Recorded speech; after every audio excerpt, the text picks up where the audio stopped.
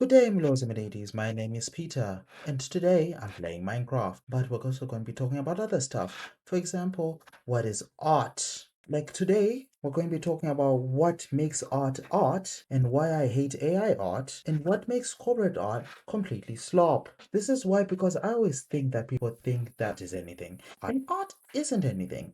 But what is it then? What makes art art? So, while you see me not wanting to play Minecraft correctly because I haven't finished this and I already recorded this, and you know that I'm not even going to focus on this, let's try and figure out what art is together and talk about the two twin intents of intent and scrutiny. And that's because I write on Neocities a lot, so I just wanted to think about it more and also just have like more ideas at the same time of what I want to do in the future. So, anyways, let's talk about art. What is art? When you think of art, there's like this misleading definition of art that I feel like is kind of misleading. This is that art can be anything you want. And I don't like that definition because there are like differences between me and this laptop and like the phone that you're watching this on, or like where you're watching this on, and like things like Minecraft, things like this house that I'm building for myself, this base that I'm building for myself. I'm using like Matica because I'm too scared to build the exterior by myself, just ripping it. I will build the interior though. I will build the interior myself. The idea is that like there are things that we consider art in the traditional sense, and I want to see what it means to like say that this is art and this is not art in the traditional sense. Because in the modern sense, art can be anything. But I don't like that definition. And I want to know when I can say that this is art and this is not. And this is not just a way to like, oh, this thing is definitely art and this thing is not. Because you will recognize, as I keep talking, you will recognize that this definition can be put onto anything. Onto anything. The greater question is, what separates good art from bad art? Because like art is subjective. I think everyone can recognize that art is subjective. But what differentiates good art from bad art? What differentiates a Silk Song from Overwatch? What differentiates the thing that your niece or your cousin made like in 5 seconds to show you, or a Pablo Picasso painting, for example? And I think it's important to distinguish that because it helps us understand the world that we're living in and what makes people scared of like certain types of art, and why people are not scared of other types of art, and why some art gives emotion and why some art doesn't. So my entire idea of art is that good art, or at least art in general, has to provide execution for both intent and scrutiny. So, what do we mean by intent? Intent, I think, is the easier one to define. But let's say I built this dirt house. It's not even going to be a fancy dirt house. It's just going to be one of those where you play Minecraft the first time and you don't know what anything is doing, and like you just build a house and you want to like, when you get in here and then you put in the dirt, and then just standing there until the night ends. Like this house, I don't think this is art. And I'll explain to you why. Because the intent is not for art, but it is for survival. Let me explain why that is. Intent, in my opinion, is basically saying what are the emotions that this person, the artist, is trying to give from this like piece? What is the emotion that this person wants to give to the reader? And emotion is not just like the fee, it's not just like, oh, we I should buy this. It's not just like the mental chemicals, the brain chemicals that happen in your head that fire when they see something, because brain chemicals fire all the time. Brain chemicals fire while I'm doing this riffing. Brain chemicals are firing while you're listening or watching this video. So you have to realize that like what we mean by this is basically saying that what we mean by when we say intent is basically we're asking ourselves, does this thing, does this piece of work do the justice when it comes to actually providing like substantive actual real emotional impact.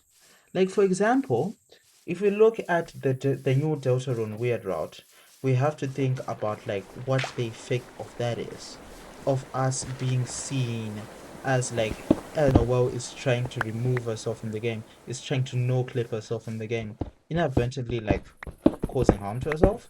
So we have to think about it that way. We're being asked by Toby Fox, we're being asked by the Deltarune team, what does it mean for a character to do this? What is the emotional effect that you get from this? And a lot of people got the effects of horror, which I think that was the main effect, which shows that it was good art, and I'll explain later. But like the main intent that is being shown, what is the intent being shown? Because not every art, not every piece of thing has intent to show feeling. Intent is not just the only thing. Intent has to show feeling. And I think that's important to pin down. So like when we look at, for example, AI slop, like if you look at AI art, I think AI art is bad, but AI art can also look aesthetically appeasing. So if it looks aesthetically appeasing, then it's doing its job as art.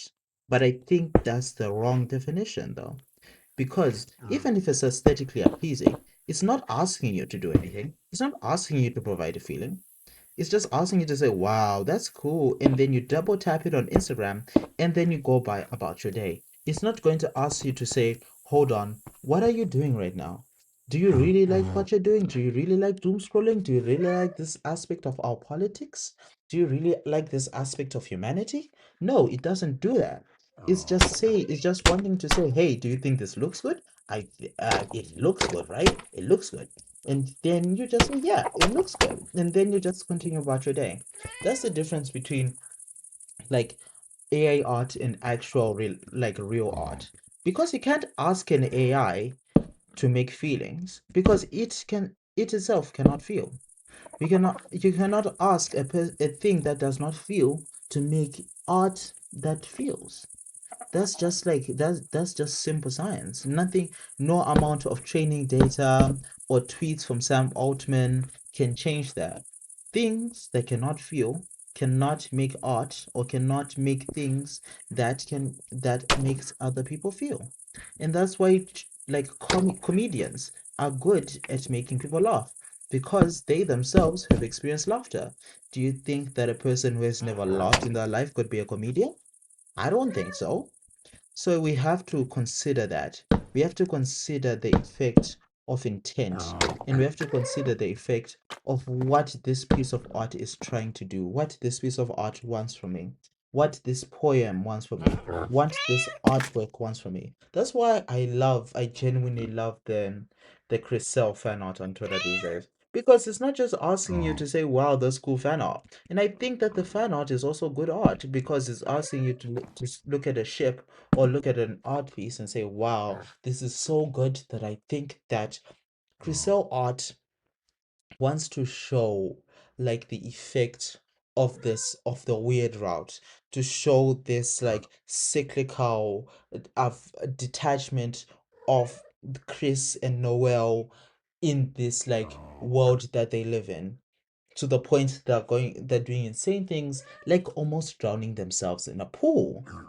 That's like that's crazy to me that Toby Fox was able to do that. And I think it's important to show when we show intent and we show that people are able to do that. So now let's talk about scrutiny. This one's going to be is going to be harder, but bear with me. What I mean by scrutiny is basically not simply objectifying the art. Seeing the art is one thing. Like actually scrutinizing said art is another thing. And what I mean by this is basically saying that it comes in when we say that true art must be open to good faith conversation and critique.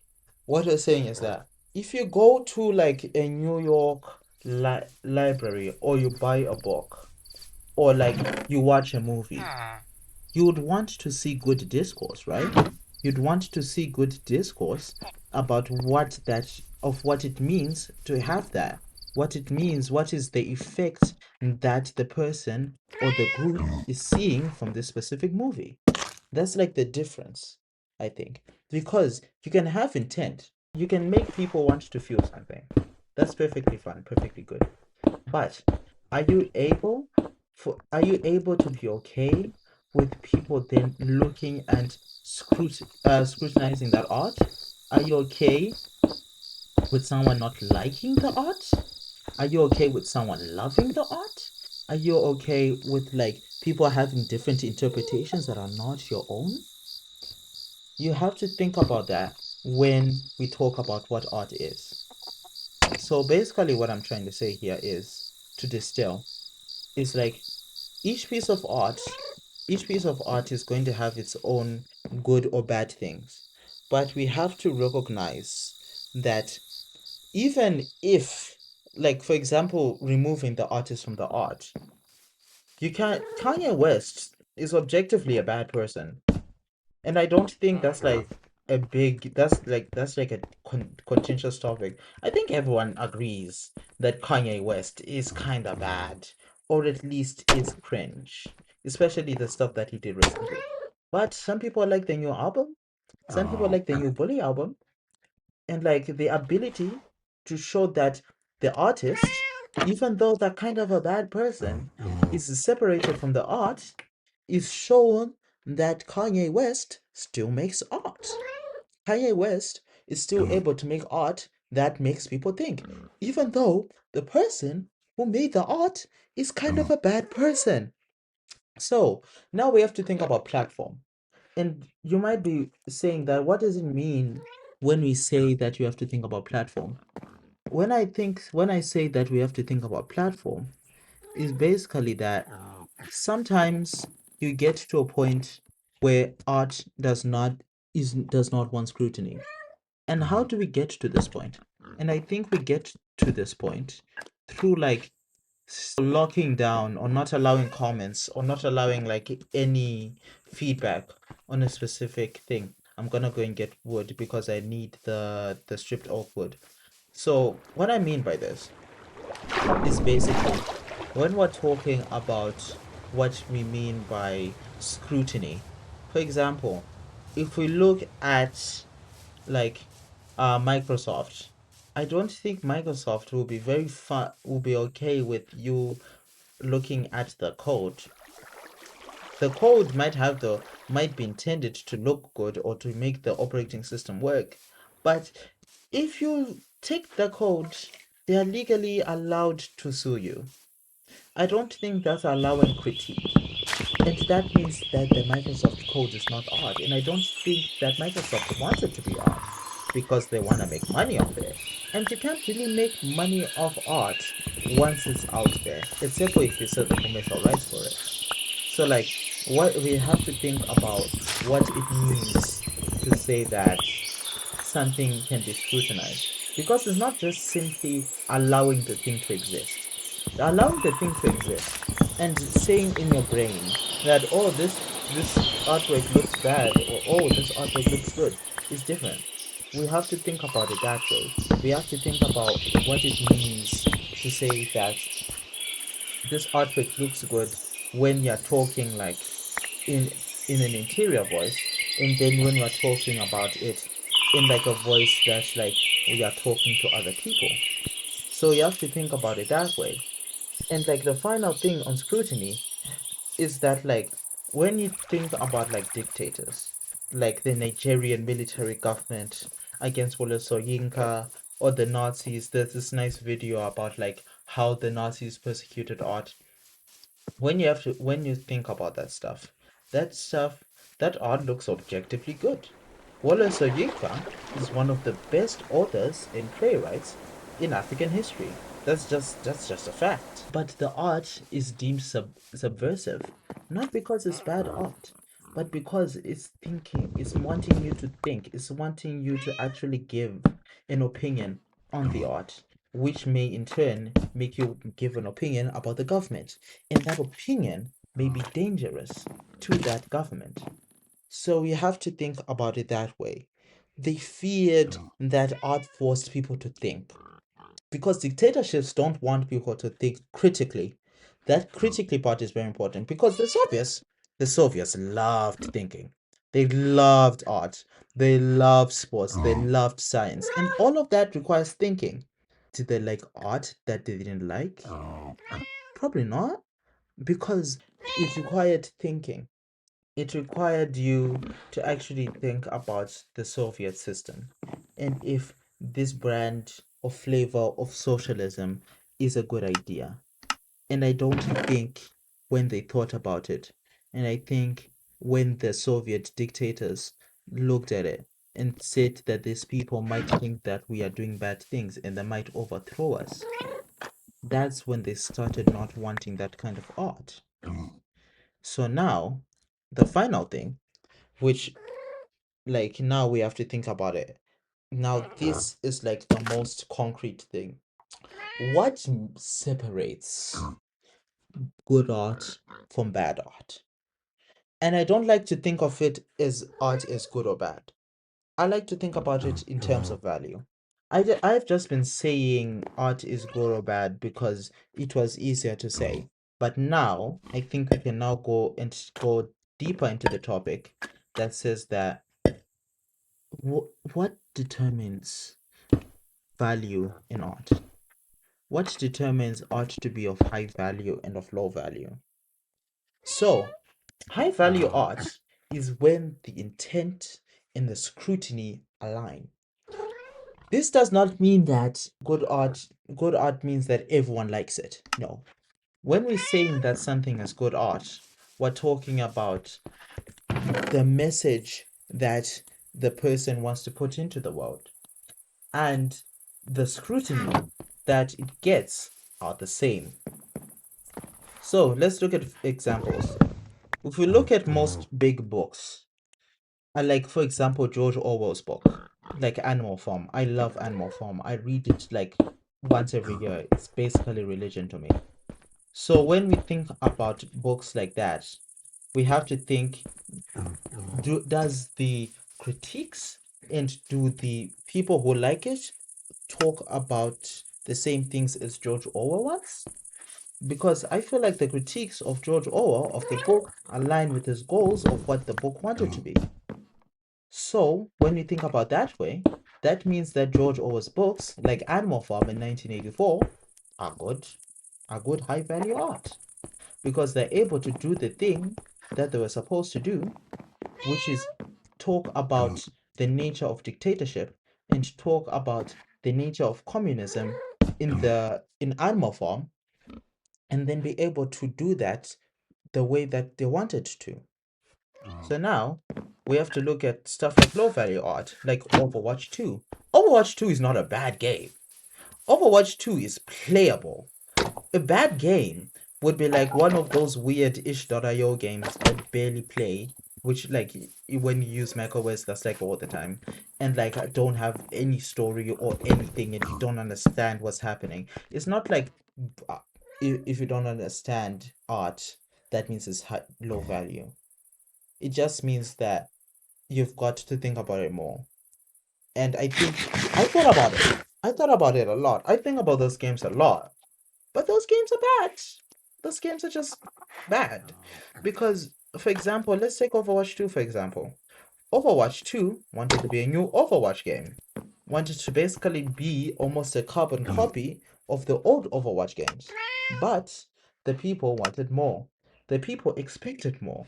The people gave scrutiny, basically saying on the fact that they wanted more.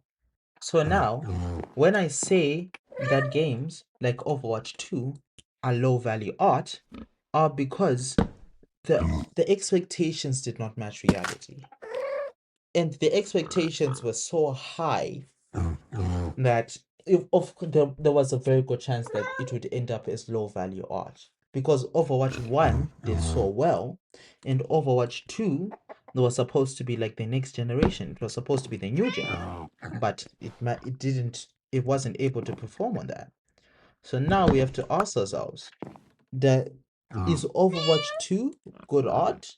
In theory, it's good art in the same way that AI art is good art. It looks aesthetically pleasing. It opens up. These days, it doesn't have a lot of bugs. So, why would we not say that this is good quality art? And the reason why we don't say that is because the execution and what the authors intended originally and what the fans thought that they'll scrutinize are two different things. So now we have to think about it that way, saying that high value art is simply art that manages to have the same scrutiny as the intent of the developers. Like Overwatch 2 was made as a money grab. Let's be honest about it. That game was a money grab. That game was supposed to make microtransactions. It was supposed to make money. But people don't analyze it in terms of making money. People analyze it whether it's a good game or not. And I don't think people believe that it's a good game. And so therefore, I don't think people would say that like this is like Overwatch 2 is a good game. So now we have to think about what does this mean for me? What does this mean for me? If I'm a writer like me, what do I do with this information? If I make YouTube videos like me, possibly, what does it mean for me? Now we have to think about it. What does it mean to have good art for you? Because not all of us are like the fancy big New York Times bestseller artists. Most of us don't even get that amount. Most of us say that 20 views is the best thing we would have done. And that's it. We don't have that amount of money. So we have to look at cringe. A lot of people view cringe as a bad thing. And I don't view cringe as a bad thing because it means you're growing, you're learning as a society and as a person. If you do not, I will certainly, if I continue YouTube, I'll probably cringe at this video and say that I want to redo it, or I might just not be able to watch it at all because it's that bad. And that's a good thing because if I don't cringe at my past works, it means that I'm not growing. And that means my art is stagnating because art is made for a person, not only for other people, but for the artist to critique it. And that's what makes good art. That's what makes people grow in the artistry. It's about being able to see something that you've done and say that this was good for the period that I was in. But if I made this today, I would probably go in a ditch somewhere and never see the light of day again. That's what makes art good. And that's what makes an artist good. It's basically seeing that they did all these things and like they saw that these things have issues and then like looking at it and saying that these things were bad, how can I improve it? Like any person would in any field of professionalism, and just say that this is what I want to do next, this is what I want to do now, this is what I want to do in the future. And I think that's a very important part of making art. Oh yeah, last thing, these rules are meant to be broken. Do you think that this definition will last for more than a year? Probably not. I'll probably change my opinion multiple times about what art is and what makes good art and what makes bad art. That's because we're humans and that's because we change. That's basically it. Thank you for watching. I don't know if I'm gonna do this again. Probably not. But if you liked it, leave a comment talking about no fruits or something, and I will see you later. I'll see you later. Bye.